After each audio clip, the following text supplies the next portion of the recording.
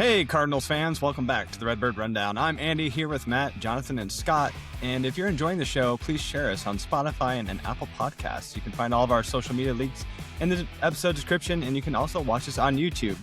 On today's show, we finally discuss the biggest trade of the offseason so far for the Cardinals. Is one, Nolan Arenado is no longer a St. Louis Cardinal, and which, boys, real quick, I have to tell you that the people that I'm surrounded by were devastated by this move. That couldn't believe it. Who are they going to watch? Oh, my goodness. Let's give the casual fans some hope. But we're going to walk you through that full transaction, share our thoughts on Nolan's time as a Cardinal, and look ahead to the future third baseman of him as he goes off. He is now gone, obviously, so it's a reciprocal thing. Like, what do we expect from Nolan to do out in Arizona? We're also going to give a brief update from Scott, who's at the Winter Warm-Up. He's straight from the scene. He's literally at the hotel, guys. But before we dive in, let's kick things off for a quick vibe check. Scott, let's start with you. You probably had a crazy day, Bob. Well, how let's go with that vibe check there. Well, now that I'm caught up on the Bob, I'm feeling much better about things. But it was a crazy day that I'll get to at the end. But I would say the vibe check since the last time we spoke is like, I think I've said it before, is just let Heim cook. He's doing it. He's doing his thing.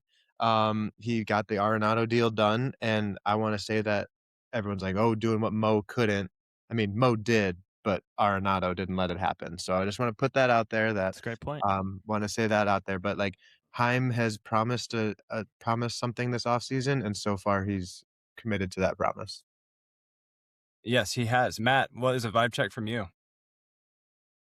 This is exactly what I feel like. I feel like I have just won an Emmy or an Academy Award, and I wasn't expected to.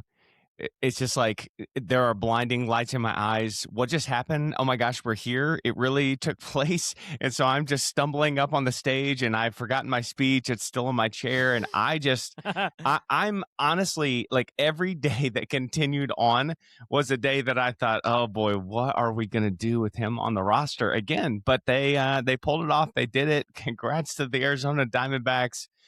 Thank you so much. You just went up my personal rankings in terms of MLB franchises, but I'm a little surprised. I'll be honest, a little bit. Jonathan, what about you? I am feeling so freaking upbeat is how I'm feeling right now. Just upbeat. I'm living the dream right now. I don't want to just slander Arenado, but I don't know that I thought this was going to happen. You know, we kind of we thought about it. They're going to have to offload a bunch of money. But I'm feeling great. There's some pep in my step. I feel like I'm really at my prime capacity right now because we've done this. So I'm feeling upbeat, Andy. Okay, so I have a quick vibe check story that I need to share, in which it is called Inside Out, and it's not Pixar's film. I had to explain to a third grader what Inside Out meant and how to turn a shirt inside out multiple times, and to the point to where I was flabbergasted at the amount of times that, because the said individual came out with the shirt on backwards, came out with the shirt on after I re-explained it the correct way around.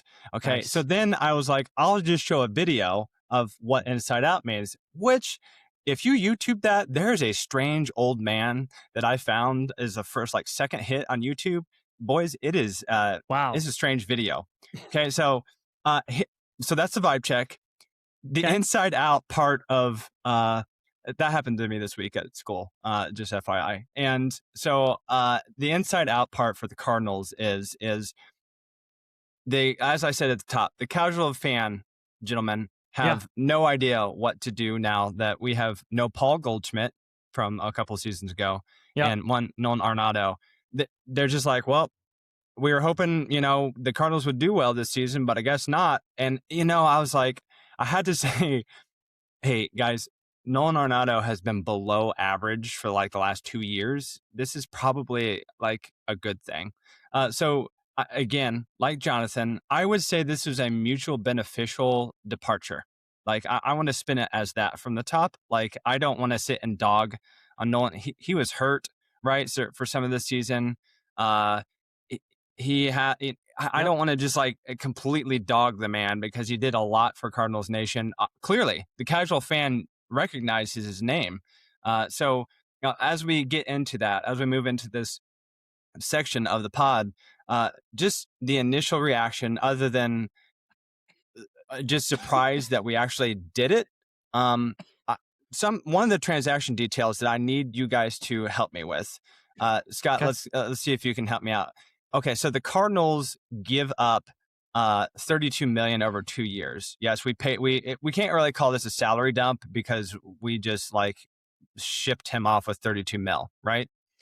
Now, the point that I need clarification on is, do the Cardinals still receive something from the Rockies, like $5 million to offset that? Is that a true statement? Yeah, so I believe, if I recall, that 5 of that 32 or 31 or whatever it is coming from the Rockies. So the Diamondbacks are actually getting 2 years of Nolan Arenado for $11 million. And that's kind of the way that I looked at it from the Diamondback standpoint. It's like, Yeah.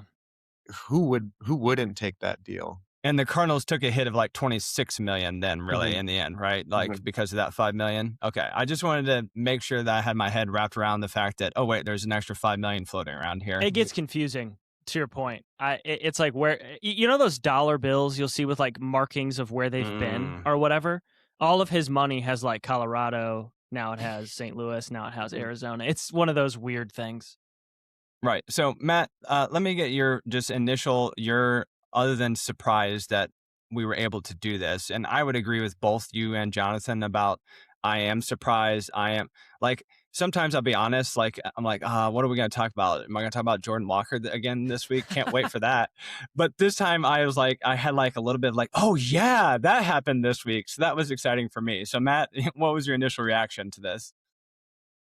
Yeah, I think there is some element of sadness to this. As much as this needed to happen and for where we are as a franchise and what needs to happen going forward. And so I was just trying to think things that started exciting, because I think Cardinals Nation was really excited to have Arenado in the first place and then just did not end well. I mean, you have something like the Titanic's voyage. Everybody's pumped and ready to go, and then you hit the iceberg and you crash, right? You have the new membership in January. Everybody's ready to go. You're in there, you're pumping, you're hitting hard, and you're nowhere to be seen in February. You have Game of Thrones. What a just tremendous show from the start and then fizzled at the end.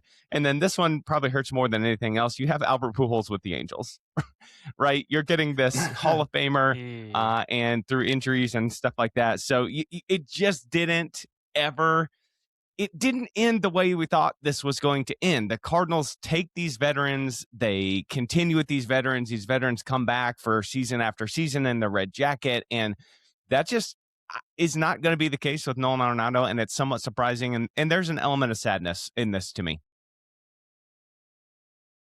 Yeah, because I would say what series, just through my perusing of Reddit, someone brought up the fact that, like, because people were hating on Nolan pretty hard on Reddit.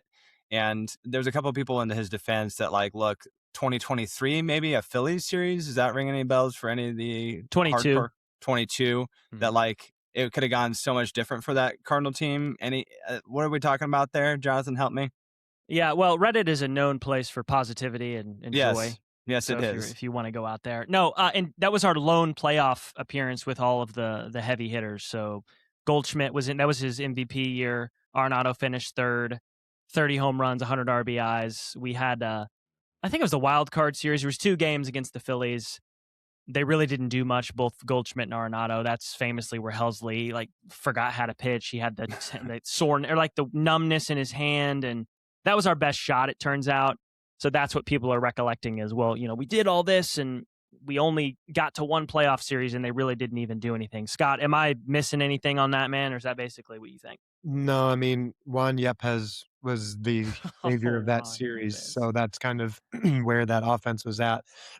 So, yeah, I think it was the regular season that turned into, oh, that would have been great just to do a little bit of that in the 2 games against the Phillies. So the Cardinals, obviously, I said that the Diamondbacks received a large shipment of money with Nolan Arenado.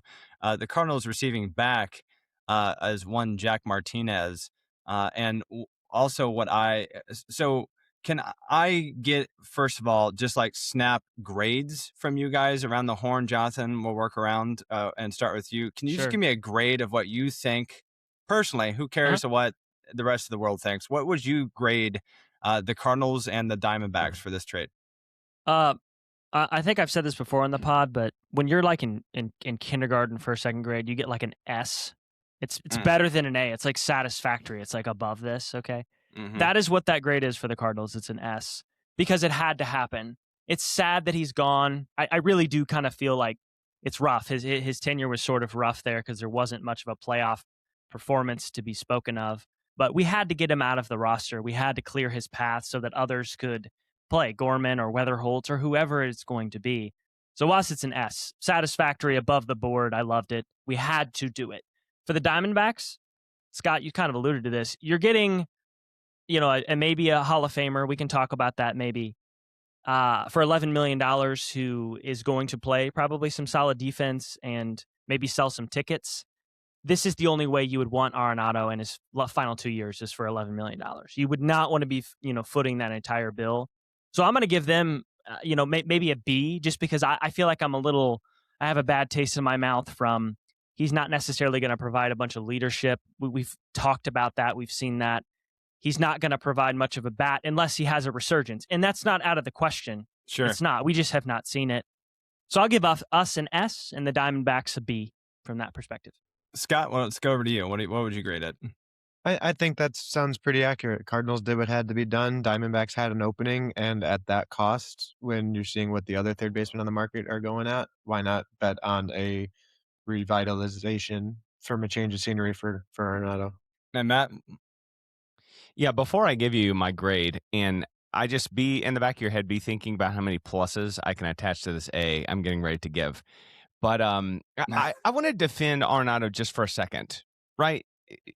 Jonathan described this in some detail. We got 3 All-Star appearances, 2 Gold Gloves, a 3rd place MVP. Chose to stay with the franchise when he could have opted out and just gone somewhere on his own in free agency. So also, what we gave up to get Nolan Arenado was Austin Gomber, Elhus Monterrez, and like 3 bags of moldy Lay's chips, and the Rockies gave us money. So as far as like Arenado's tenure, I don't think this is just a complete failure. Now, pivoting to where we're at now and what we needed to do, how many pluses can I add to my grade here? Infinite. 7. no, nope. That was last year. Sorry, Okay. Scott. six or seven pluses on my A here. Then we needed to get this done. What if Jack Martinez never comes up? That's fine. What if we have to send more money somehow in the future? Some of the Dodgers money that is in the future, right? What if we have to somehow help them? Or I don't care what it is. We needed to do this. It got done. So A with infinite pluses. And it's a sad state. We've said this a million times on this podcast. It's a sad state of where we are, but this is where we are, and it just had to happen. Yeah, I would agree with all the above. The only thing that I would like to add is that when Goldie went to the Yankees, it was really kind of like demoralizing a bit at the beginning of the season that Goldie started so stinking hot. And like he was like 3rd in batting average for, the first half of the season. Do we think there is an honest chance that Nolan has not maybe 3rd in the batting average category, but is it truly a way for him to be a resurgent?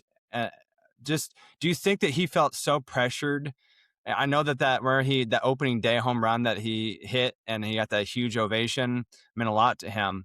Obviously, the man is still human and has feelings and emotions. Do you think that on top of him healing from his injuries, that truly a new place gives Nolan a better chance at coming around next season? Scott? Yeah, I think it does, especially giving the opportunity to compete. And he's going to what seems to be an everyday third base job for a contending team. So if they can have that leadership kind of that Jonathan was alluding to, that hopefully that they have that leadership that's already there in Arizona, that they're not going to be having to rely on not only Arenado, but also just a newcomer to be that leader, then I think he's going to be in a phenomenal spot. And I really do wish to see a 2022 season from Arenado, especially since the Cardinals aren't going to be competing. Give me something to be excited about. Yeah. Yeah, I largely agree with that. I think that this is the lowest pressure place he's been since the Rockies. I mean, I know he's only been to 2 other spots, but there was a lot on his shoulders in St. Louis. It's extremely difficult to predict baseball. It is. It's hard. It's hard to see who has the talent from scouting, and it's hard to see, where's the eventual cliff that these guys fall off of. But I mean, we have seen Arenado's offense tank for 2 straight years. Maybe him going back, getting the psychological boost, playing in a dome. They don't really open that up very much. Playing out in the West quite a bit. I mean, St. Louis's weather sucks like pretty much all the time. So maybe that helps him. I don't know. But so, Andy, that's an interesting point. I had not thought about that. I hope that he does well. I hope that he makes it to the Hall of Fame. I think it would be cool to see, what team does he go in the Hall with? Is he really going to go with the Rockies if he gets there? Would he pick us? I don't know. I think it's good for us to root for him. This was the best thing for him. So I like that positive twist as to psychologically, maybe this is going to help him out and unlock the offense again. Matt, anything you want to add on? Sure. I'm not sure that I see the offensive resurgence from him. The funny thing is, his offensive game is probably built for Fenway. Not to trade just another Cardinal to the Red Sox, but that short porch in left, he would have been banging doubles off of that, I think. I'm a little afraid for him that Chase Field or whatever the Arizona Stadium is called now is just going to swallow up every fly ball and line drive that he hits. And so I agree with you guys. I in no way hate Nolan Arenado. I appreciate his time here, despite the fact that we needed to do this breakup. So I think it would be great if he had somewhat of a resurgence. I'm really doubtful on it because of age and park factor and things like that. Yeah. So we have 2 things then in the way of the transaction to talk about. First, let's talk about what the Cardinals received, and then we'll follow that up with who is going to fill the spot because we didn't trade third baseman for third baseman. So we received in the trade Jack Martinez. Matt, do you have any initial thoughts about this kid coming up? He's quite young. I personally, before you start, am kind of tired of seeing Heim trade for right-handed and left-handed pitchers. Would love Heim to just yell that there's power hitters next time you see Heim, Scott. Just yell it out there. Just positional power hitters. So Matt, go ahead. Yeah, that really rolls off the tongue. Positional power hitters. Just as we're gonna need to get a hashtag moment behind that. 2026 is gonna be his age 23 season. It was an 8th round draft pick last year, so he kind of needs to do it. From what I'm seeing, big fastball, excellent changeup, 40% whip rate, and really struggles with breaking stuff. So to me, if you have 2 pitches, that smells kind of bullpenny to me. If you can develop more than 2 pitches, maybe you've got an opportunity to slide in the back of the rotation. Had just massive strikeout stuff in college. So Andy, I agree with you. There are power bats, and we should probably get some. But if you're going to get pitchers, at least get pitchers with really high K per 9. And Jack Martinez fits that bill. So I think this is just purely, this is a flyer. This is a minor thing. He's going to have to experience a major breakout to be on this team and contributing in a meaningful way. And I'm not saying he couldn't do that, but that is not my expectation. I could see some Jack Martinez time in the bullpen here in the next few years, maybe. Can one of you guys, I saw that term a lot, and I'll be honest, I didn't understand what is like a flyer. What is that referencing? What does that mean? Andy, if I said we're going to kick the tires on somebody, does that help you? Sure. That's the phrase in the same line of the same family is that we're just going to see how he is. Take a flyer, see what it's like. Is he good? Is he bad? If not, it's just kind of a looking at who he is quickly. Okay. All right. So, Scott, did you have anything about Jack that you wanted to tack on? Is that pretty much what we're expecting? We had to get somebody in return. We couldn't just ship Nolan off with $32 million. It's Yeah, basically the goodwill drop-off station. It's something, and there's been positives as far as the Cardinals player development has gone in the past couple of years since they've concentrated on that revamp. So while the potential of seeing him at the major league level is probably pretty low, um, it's going to be a good test for the Cardinals player development system to see what it is that they can do, and that could be the kind of that good first project that we get to focus on. Yeah, Yeah, Jonathan. Andy, I was gonna say, I think I told you guys a couple weeks ago I watched Moneyball recently, which is just an absolute masterpiece. Do you know how in that there's a scene there and they talk about I need you to stock our machine, our soda machine for us? Like that was part of a trade that Brad Pitt did on the way back. An opposing team would like fill their. I kind of thought we might get to that point. Like, can you stock hot dogs, buns, anything for the next couple of years to get rid of it? So this kid being alive is good for me. Like I think that's a good return because, and I saw this the other day. So he has Jack Martinez. He went to Arizona State, okay, which is it's a nice baseball school, and Liam Doyle went to Tennessee. So Liam Doyle, and he's like the strikeout king. He was like second or third. This is for all NCAA last year when they were pitching in college. Liam Doyle had 164 strikeouts in 95 innings. Jack Martinez had 110 strikeouts in 77 innings. So if you give Jack Martinez 20 more innings, does he close that gap? And we're talking about 30 strikeouts between Jack Martinez and Liam Doyle. So I'm trying to paint this as I think it's an underrated return. People are complaining we didn't get much. I think this dude can strike people out. And if you can strike people out, the sky's the limit. I have no idea where you might end up. You may be in the bullpen, to your guys' point, but you may not. I don't know. I'm just saying, Heim, good looking. There's 40 strikeouts, 50 strikeouts between our prized possession and a guy we got off nothing for Arenado. So probably the more intriguing question to ask now is what are the Cardinals going to do at third base in this coming season?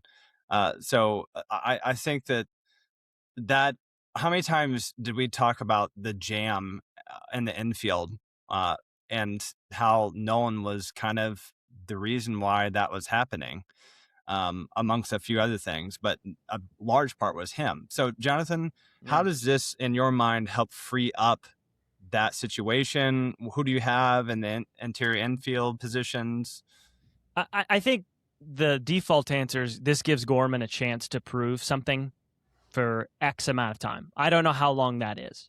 I don't know how long his leash is or how long Ali or the front office is going to give him because we've seen Gorman for multiple years now. I know we've talked about Sajasi. I think this is a positive for him on the corner. What I don't want, and this is what I want to spend a little bit of time talking about, is I really don't want Weatherholt to have to play third base. I know that he is willing to, I'm sure, just to get to the show and be on the team. But if he's never played that position, we've already done this before. And I know JJ's probably a capable defender. He's played shortstop. You could play third base. But he's gotten reps at second base.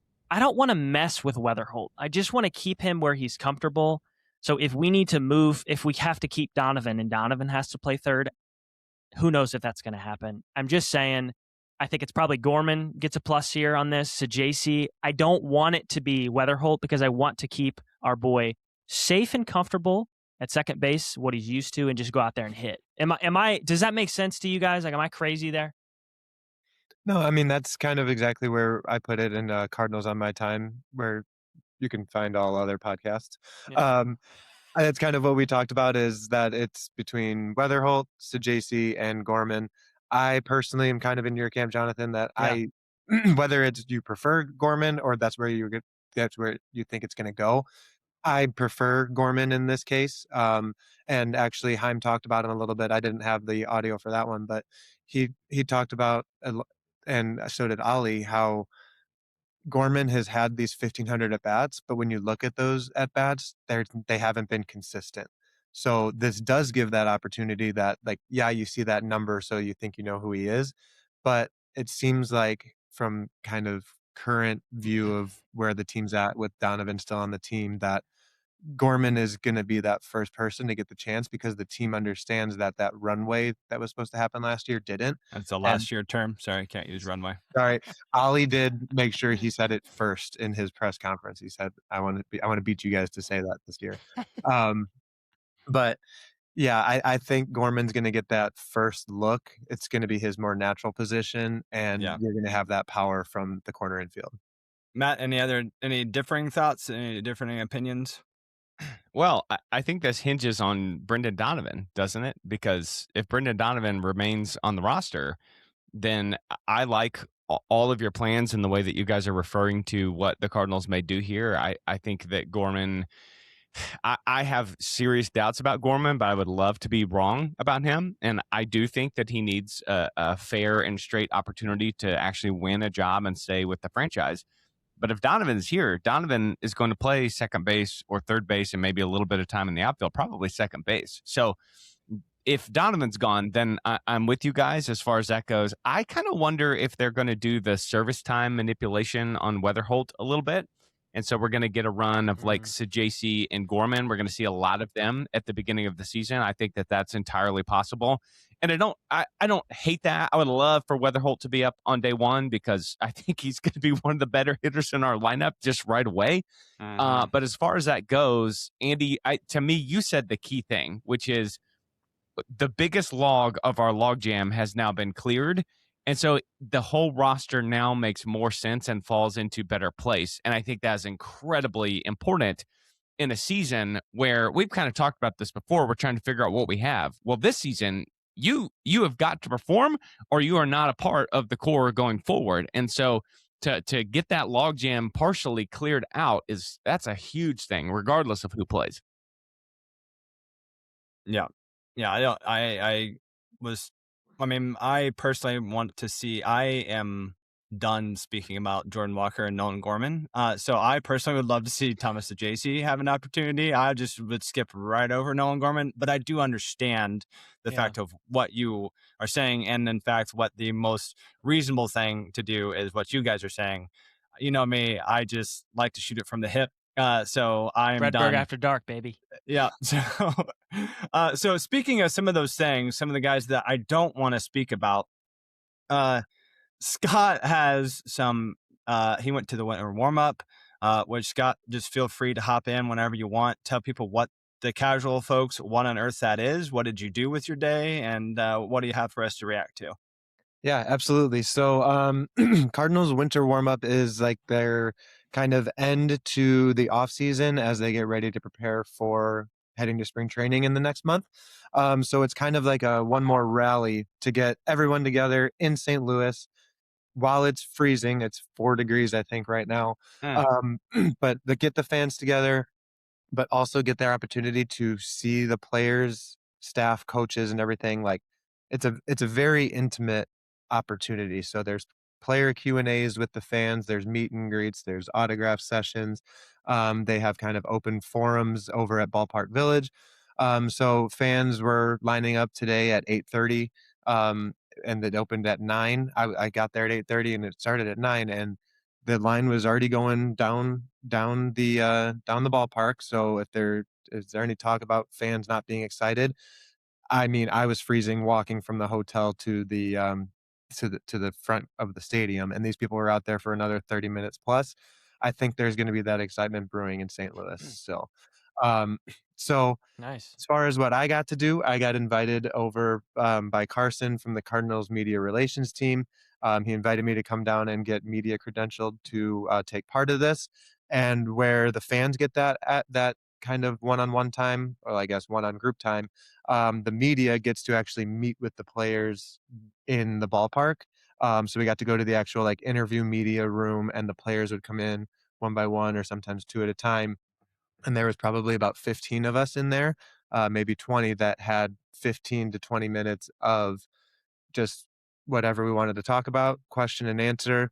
Got to take pictures, do all that stuff. So I got to do that today. I was here from 9 until about 4. Got to see probably 10 different players along with Ali and Heim Bloom. So I was able to get some audio with that. And I'm happy to share that with you guys and see what you guys think. Because that's stuff that probably has not been taken in just yet. Now, did you do the reporter thing of like the Jacksonville Jaguars beat reporter did to the head coach? Did you just like praise somebody like deeply? Oh, no, but I will be honest, I Uh, was very kind of starstruck when I got there, the fact that I'm Sure. kind of sitting back there. yeah, So I did lay low for the first couple interviews, but they put Ollie early. Ollie was the 3rd interview, so I'm like, "Oh, man, if I'm gonna say something, I gotta bust out of that shell quick." So I got to see kind of how everybody else did it because I was in there with, Derek Gould, Jeff Jones, and people that, that's this crazy. is what they do for a living, and they're sitting, a chair away from me. So I got to So, experience what they did first. did you feel imposter syndrome at all in there? So, 1000% still do. So it is 100% something that I'm just like, I can't believe I'm sitting here. I went up to Carson to say thank you, and I'm just like, thanks. Like I Yeah, just, that's crazy. it's something that I didn't think I'd experience, and I'm very grateful for that opportunity. so I would just like to put out there of all the 4 of us, Carson, if you ever watch this, I will probably be the least qualified to be inside of a room like that unless you want some type of meme to come across. So invite the other boys before you invite me. All right, so Scott, let's get into that. Okay, so I'm going to keep the Mason win train rolling from last week. So I've got clips from both Ollie and Heim.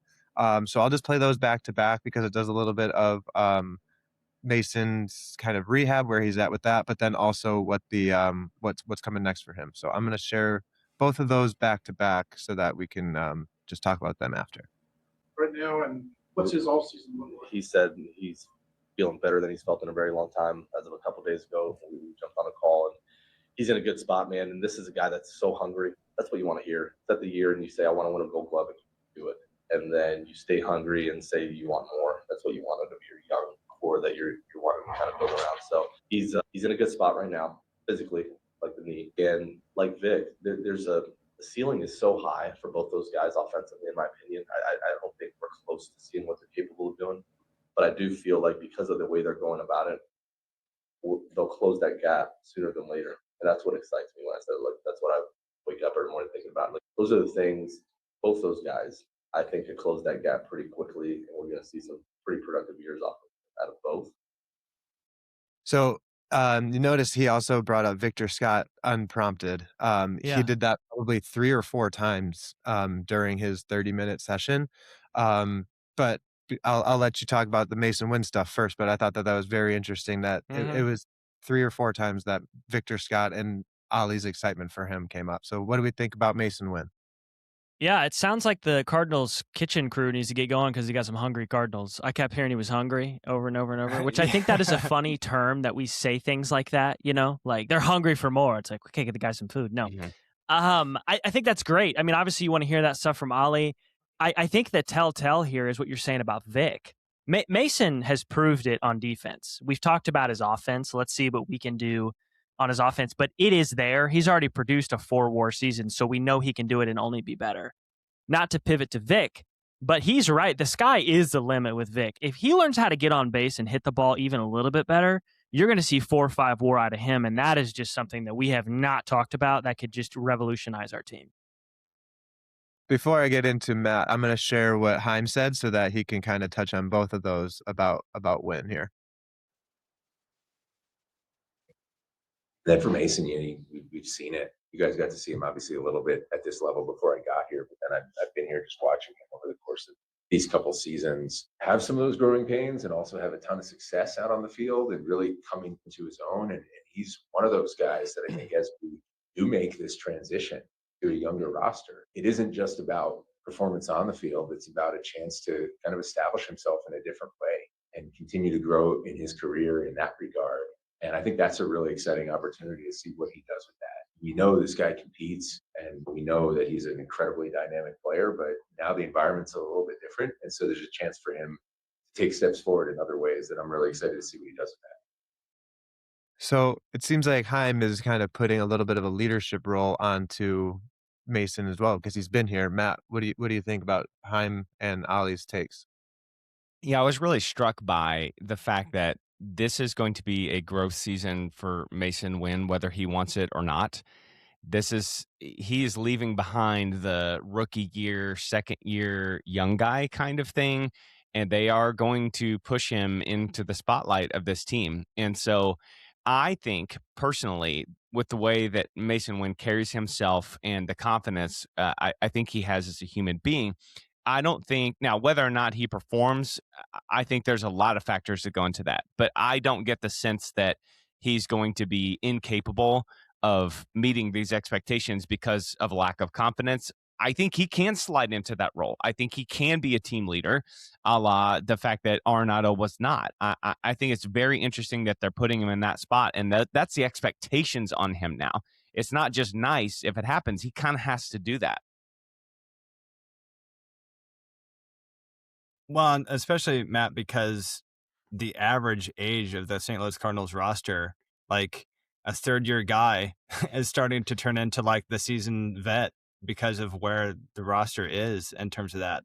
So like we're at 26 is where our current roster age is, average age, and that to me, like, what if Brendan Donovan also leaves? Because right now Mason has that to think about. Like, well, I have Donnie on the. Well, what if he's not? So it truly is going to be a moment for him. It's definitely going to be a milestone season for sure for Mason Wynn. Hopefully, truly, I always get a little tickled when people, like, oh, he's the best he's ever felt for a long time. I get tickled. It's just cliched, and it's just like, I don't know. I would think of something else to say. I don't know what else you would want to say.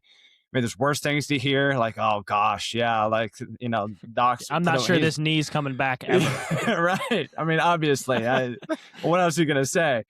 But it's definitely a milestone for Mason Wynn this season is because of how young this roster is, what the Cardinals are pivoting to do. So yes, hearing the manager and the GM of a team speaking about you, the shoulders better be ready because the weight is coming. Well, let's go ahead and keep going then with the spring training, the excitement, what it is that we're going to see. I'm going to go with some Ollie here again. He was asked, what do the young guys or just like kind of the organization feel about the fact that you traded Nato, Goldie's not here, Molina's been gone for a little bit. Now you're trading Sonny Gray, who a couple guys made sure to bring up as like a mentor today. It's like, what are they kind of feeling about it? And he really put it in a way that I think is a way that we should all look at it, is that we're going to see some opportunities here. So I'm going to pull up what Ollie said about how the young guys are viewing what the current state of the organization is and what spring training is going to look like. And I think you guys will like it. To be quite honest, they're fired up about it. Put yourself in their shoes. This is their time now to kind of step into those roles and show what they're capable of doing. I mean, in talking to these guys individually, there's a ton of enthusiasm going into spring training. There really is. And it's a young core that's looking forward to learning how to compete together and learning how to win together. The enthusiasm is actually through the roof. Young roster. What are you the most excited about this season? Learning how to win together. And there's going to be weeks that are frustrating that comes with youth. But man, when you look at our group, it's not like you're pulling. You got Nolan out of here and Wilson and Sonny, and it's guys that are a reach to be up here. It's guys that belong up here, but just need the opportunity to play every day and show what they're capable of doing and learn from their mistakes. So our staff is built for that. Our staff is energized by where we are today and our ability to actually instill these qualities in them. What my favorite part of that is when he goes, these guys belong up here. And that's where this rebuild is different than what we see in Chicago or what we see in Colorado. Like those guys that they have that are winning 40 to 50 games aren't guys that deserve to be on the major league roster at this point. Where Ollie is saying, we got Burleson, you got Mason Wynn, you got Victor Scott. They're 25 and under and minus Burleson. But these are major league players. Jonathan, what do you think? No, I was going to say, man, you said that like last week. You said that this rebuild is different. So, I mean, that feels good to be validated there from him because you definitely said that. The other thing that I am taking away from that was he keeps saying our staff, our org, we're ready for this. And that is huge, that it feels like everyone has wind at their back and they're all marching under the same banner. I think you see a lot of dysfunction in organizations when everybody's not on the right timeline. You're trying to win, but you don't have the people, and it's frustrating. It feels like now we have finally just bulldozed this thing down to the studs. Ollie is a teacher. He's talked about this. He's a development guy. That's what he wants his staff to do. That's what all of the minor league reorganization has done. So that makes me feel really good that everybody is going in the right direction, because no matter what you're doing, whatever organization it is, whether it's professional baseball, your work, your church, what doesn't matter, everybody having the same goal in mind and moving in the same direction is massive. So that makes me feel better if we lose a lot of games, that they know they're ready for this and that they're going to learn from these things and take the positives and move forward. I thought at some point we were going to have Denzel pop out of that audio and be like, fourth quarter. That's what I heard at the beginning of that. That's all I want to input. All right, Matt. Well, I think number one, these guys have to say these things, because what else are you going to say? This is where we are. What else are you going to say? Right. But two, yeah, it feels like such a lagging indicator. It's like everybody who worked for the Cardinals, besides Mozeliak and DeWitt, knew this is what needed to happen. And now they can finally come out of the woodwork and be like, okay, we've been thinking about this for a long time. This is where we know this. We have known this. And now we can actually go do this thing. Now, whether or not, again, it works out super well or not, I feel like they've known this for a while, and now they're actually implementing the plan that probably should have been in place for a couple of years already. Yeah, there are a couple of comments, but either from players or from Ollie or Bloom, that were kind of like, yeah, we get to kind of do what we need to do now. I'd say Nathan Church did say, like, the player development, like, they care about making us better. And he was really very quick to say, like, not pointing that last squad didn't want us to be better, but there's just a different way that these guys are committing to make us better. So it is a good, again, fresh look at things and we're hearing the right things. Yeah. Let's go back to the young guys. We talked about JJ here really quick. It's interesting to see how writers that have been doing this kind of either go right to the point or try to beat around the bush. So some were like, so if one of the questions was, if a certain long-haired player were to be traded, then what do you see for a youngster that happens to swing left-handed? Like that's are some of the questions. Where another question was, do you see Weatherholt having a chance to make opening day? Yeah. And I'll try to find that clip too later, but Ollie goes like, I expected that question to be asked differently, but yes. So that was that's funny. That was a very fun way to look at it, because there was one, again, somebody saying one thing and one guy just being like, is he gonna be on the team or not? So this isn't that part, but this is still just talking about, with Ollie talking about what he has seen with Weatherholt and how impressed he's been with him, even just being a young guy, and what he's shown so far.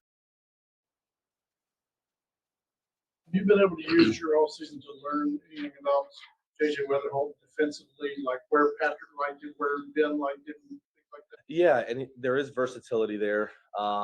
His mindset will allow him, in my opinion, to excel at any of those. It's a special mindset. It's one I continue to be impressed with. And in talking to Surf and guys that have had him and been around him, it's just, there's a quiet confidence to him that is rare in young players. It just is. Like, there's confidence, and you can see certain guys there, but there's this, it's different.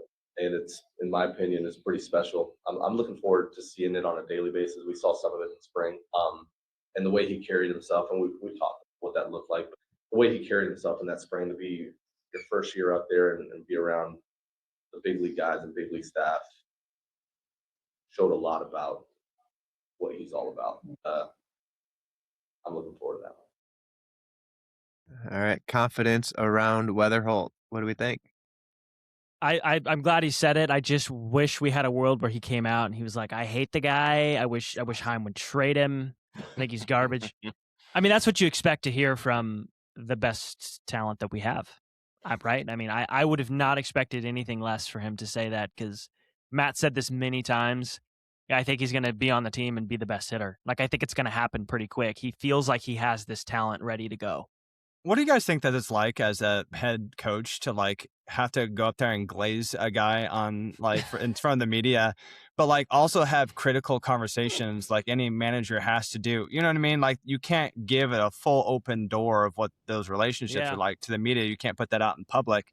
But I would imagine that it's kind of difficult for Ollie. Like they almost kind of get into a mode to where it's just like this is the default answers that you're gonna get. It's gonna be the most PR answers ever because you know that they have conversations that are difficult and tough on professionals, people who are very good at what they do. And they are just like either whatever takes it from them, injury, age, they're just not living up to the ceiling. I just got to imagine that's going to be kind of a weird transition to go up on and sit in front of a podium and just glaze on guys whenever it's just like, well, actually, here's some areas that, because, you know what I mean? Like they're not perennial all-stars, all of them, but they go up there and act like that they kind of are. And I understand that they have to. So it's just an interesting thing for me to listen to a guy have to handle that. Like, oh yeah, they're great. Whereas he knows in his mind, like there's about 10 things that I could list right now that I want JJ to improve upon. Well, and that's another one that I didn't cut this clip, but I do have it if we want to do it, where Ali talked about where his coaching since he took the job and now like he has been number one is preaching honesty and telling the guys what they need to hear. And Andy, to your point, like that might be behind closed doors where he has to say one thing in front for public. And that's what we heard him kind of say that he learned as well with how he handled the Tyler O'Neill situation. He's like, as a conversation I still would have had, but maybe I would have done it differently to the public's eye. But it's definitely something that you got to find the right balance because you also don't want your players to see you as a phony. That's that OJT, on-job training, baby. He learned it in real time. Let's go back then to the question of, okay, young squad, who is going to lead? We've heard about leadership problems for the past, even when again Goldie and Arenado were there and playing well. So in this case, this is a name that I think we're going to be talking about here pretty soon with you guys too. Anyway, so I thought this was a very good one.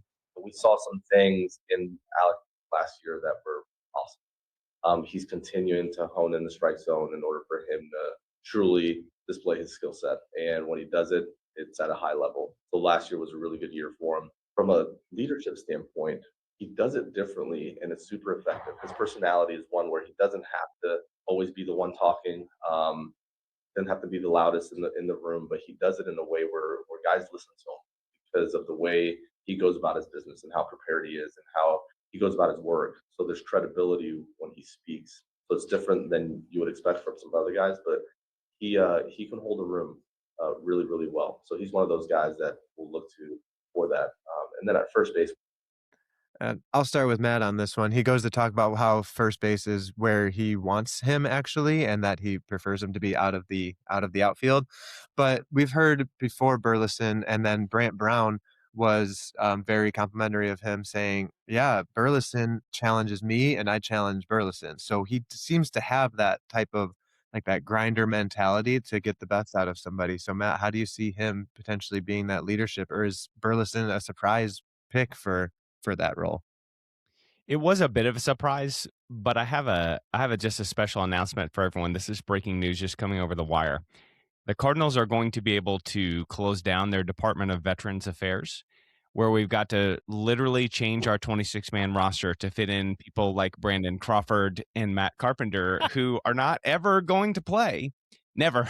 They're just going to be there for the veteran vibes. I don't think we're going to have to do that anymore because it seems like to me Mason Wynn is confident. JJ Weatherhold is confident and hasn't been in the big leagues for 1 second yet. And now at this mention of Burley, that is an interesting look behind the scenes, behind the picture, as far as I didn't expect them to be saying Burley. So I feel like, again, we'll see how this works because I just feel like we have to say that with everything about the Cardinals. The variance about what we expect and what's going to happen is so much larger with this team than it has been, but I don't think we're going to have to do the Brandon Crawford stuff anymore because I think we have young, confident, vocal leaders, and that's what you want in a core. Yeah, and this just in, Burley's too slow to play in the outfield, so thank God for first base. I'm calling official like pause on breaking news and stuff like that. There's too much still hanging in the balance. And then when Heim was about an hour late, we're like, is he on the phone with the Mariners right now? Like, Yeah. like, are we gonna have to run out of here really quick?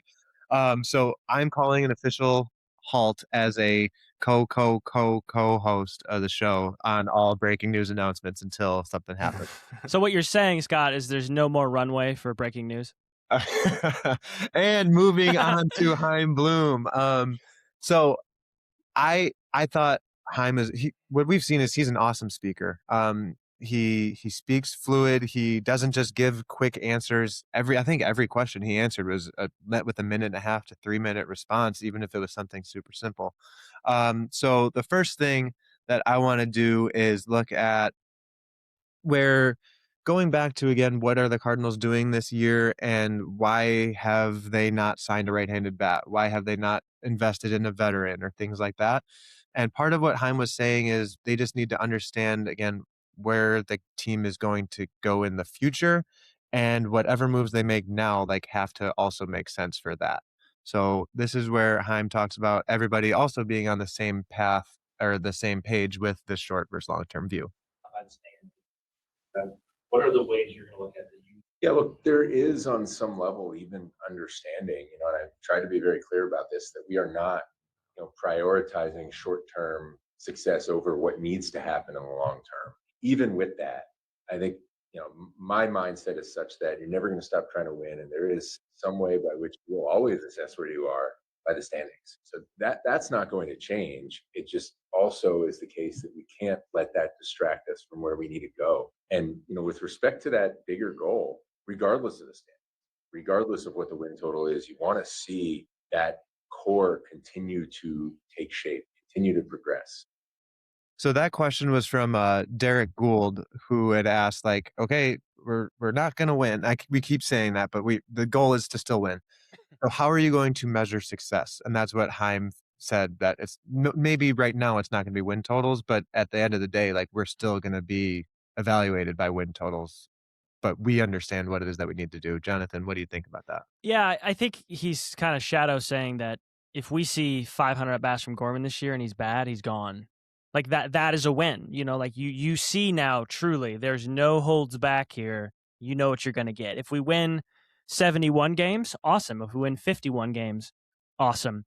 He's just trying not to say we're going to forfeit these games. He just wants to see who we have, because these acquisitions we made, Hunter Dobbins, Richard Fitz, these guys, like, how are they? How do they perform? There's nobody else ahead of them. There's no more Miles Michaelis. There's no more, you know what I'm saying? Now we can really see what we have. Mm-hmm.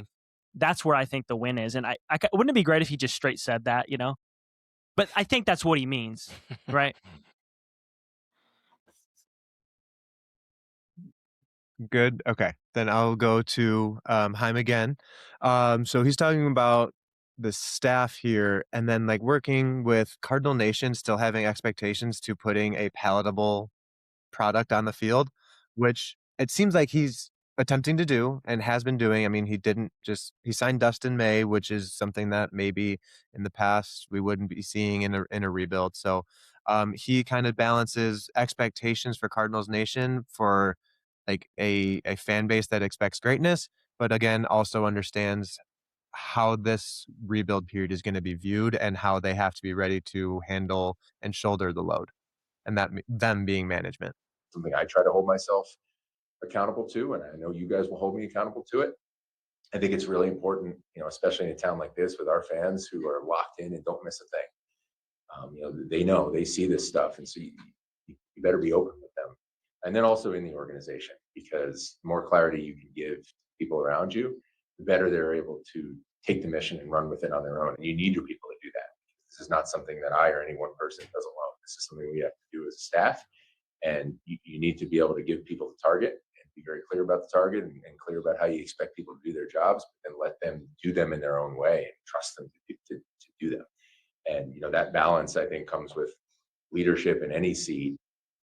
So that's with We heard Ollie talk about the staff, and Haim, I think, again, multiple times talked about how everybody needs to be on the same page, and that's what he feels like the staff currently as. Yeah, and I talked about this in a different pod, but that kind of rang true of like we need someone that's going to tell the Midwest truth. Like just shoot it to us straight. Like we can handle it. We don't need the fluff. We don't need the Afghan around our neck and ascot rather. But you know what I mean? Like we're just good old boys we live out in the fields. Just shoot it to us straight. Darn it. All right. Well, Andy, since you just ended that conversation, I'm going to give you one more special clip because you said you were done talking about one Jordan Walker. Well, lucky you. We are going to be talking about Jordan Walker plenty more this year. He's one guy where obviously we all sat here and last year you could talk about how pivotal a year 2025 is going to be for him. And it didn't go great. We all know that. Unfortunately, especially at his age and with his physical talent, there's more sand in the hourglass. So this year is going to be another pivotal year. You don't have to squint to see why the upside is worth staying with him. And, again, we've talked about this before in other contexts about the difference between patience and urgency. And there should be an urgency, but also an understanding that when you have this type of talent and that type of youth, that even if it's going well, you're going to be riding ups and downs, but you want to see the right work and you want to see the right engagement. And I'm encouraged by how that's progressing. Well, Are you converted, Andy?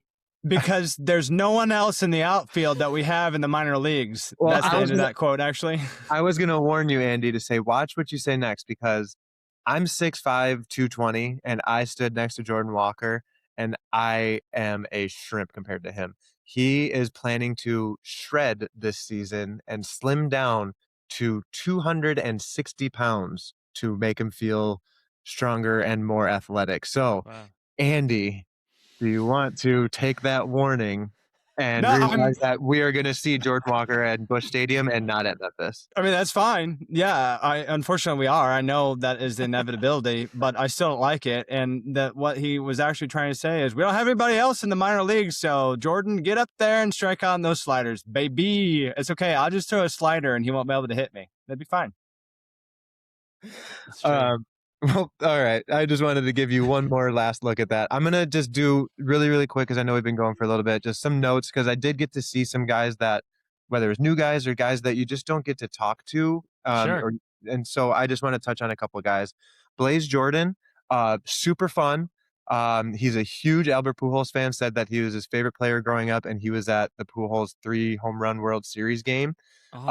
And he is a huge card collector. He says that he has a lot of his cards.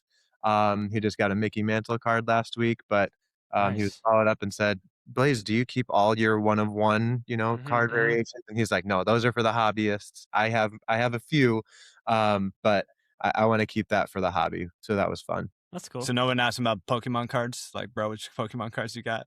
No. Well, no. We tried to keep the baseball here as a professional organization. Yeah. What's the who does the Pokemon cards? There's a couple of people who do it, right? And Jacob Mizorowski from that's the one. Thank you. Yeah. No, bring it around. Okay. Then Quinn Matthews. He just has that Cali vibe to him. He's got that kind of just like deep voice, but you could also tell that he's just a lefty. And those that play baseball and know what I'm talking about, when there's just somebody you just know that they're a lefty. There's a bunch of things that are like, oh, did you feel any different doing this? He's like, nah. He's like, are you doing anything different? No. Like, I feel good. Like, I have confidence in myself. Like, I'm chilling. And he is a huge crypto guy. He said it's going to be a big year for crypto, and he said his mom doesn't want him to do it, but he's doing it. Then we got to see the future phenom Liam Doyle, who, small dude, sat there very proper, Southern charm to him, very polite. But like when you see him on the mound, he's been compared to Max Scherzer, so that was like the first question you got. And he's like, hey, if people are going to compare me to Max Scherzer, that's great. But like, I'm still my own person. He's a Hall of Famer. That means I did something right. It's just like the Luka politeness. Like people are like, he's super polite. Luka is, and then you get him on the basketball court, and he's like Overwatch toxic. Just like, yeah, absolutely. But he brought that back to like people saying like, was it hard to, do you hide yourself? Do you show yourself out? Do you find that as an advantage? And he's like, well, we kind of did that at Tennessee, where it's like, if you don't like us, well, then too bad, you better beat us. And that was part of the confidence and everything. And then one note on Doyle before I move on to the rest really quickly. Doyle, Bloom was asked if he'll be at Major League Spring Training, and Chaim Bloom said no. Liam Doyle will still be progressing through the minor league camp, hopefully starting at Double-A and then progressing on through that. That's interesting. One more talk at Jordan Walker. He had the most energy, I would say, of the group. He came in, good morning, y'all. He had a big smile. He said he was sick, but he was still answering everything with this positive overall attitude. So I just thought that was really cool to see, like somebody that has been beat down, especially by the people in that room, I'm sure. To meet them with positivity and politeness was just really cool to see. And then last one for me, Ivan Herrera, best for last for the wives. They're waiting with bated breath. Which this was very interesting because I hadn't heard much, and we've been hearing he's progressing as expected from his elbow surgery, expected to catch and all this stuff. It turns out he's not 100% cleared to throw or hit yet. So at that, like, I thought that I was more surprised than the rest of the room, but maybe I was just taking that in the wrong way. But that means he's not progressed to full catching. So they asked what that meant because he planned to play in the WBC. He said, if I'm healthy enough, which I'm like, again, what the heck? Where did this come from? He said, if I'm healthy enough, I'll be playing for Panama in the World Baseball Classic. And if he goes, it'll just be strictly as a designated hitter. So he's hoping to be cleared for like full participation and stuff in the next week or so. But I just, again, found it interesting that he had not been cleared, which I think we all just assumed he had been. Did you audibly gasp? I did. I held my pearls and everything. Touched his pearls. And that's what I got from Winter Warm-Up. Super fun, super exciting, a lot going on. And I'll be back at it tomorrow. So make sure that we're checking out all that stuff. So I was posting updates as the day went by, and then I'll try to do another recap after. That was sweet, man. Yeah, that's really awesome. I hope you enjoyed that experience because that was really sweet. Well, guys, thanks for tuning into the Redbird Rundown, your go-to source for all things St. Louis Cardinals. Be sure to subscribe and review the show. It really helps us grow. Follow us on Twitter, Blue Sky, Facebook, TikTok, Instagram, and YouTube for those latest updates. Keep those rally caps on, and let's go Cards. Fourth quarter.